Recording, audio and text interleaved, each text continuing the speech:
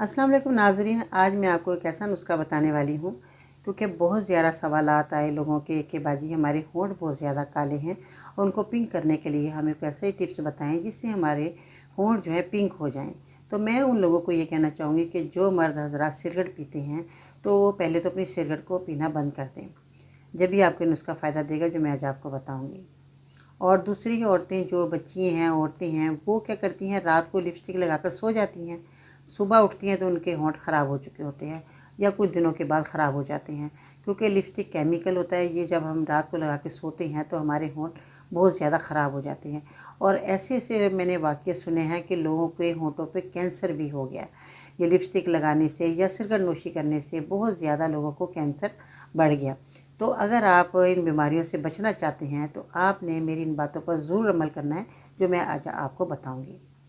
सबसे पहले तो शहद आपने इस्तेमाल करना है। शहद जो हमारे घर में मौजूद होना चाहिए, सर्दी गर्मी हमें शहद का इस्तेमाल करना चाहिए। आपने सोते वक्त खाली शहद 1 चम्मच खाना है। और इसके अलावा आम के मौसम में उम्दा मीठे आम खाएं, इससे आपके होंठ खूबसूरत हो जाएंगे, पिंक हो जाएंगे। अनार के मौसम में अनार खूब खाएं, अनार का जूस पिएं। गाजर के मौसम में गाजर खूब खाएं, गाजर का जूस पिएं।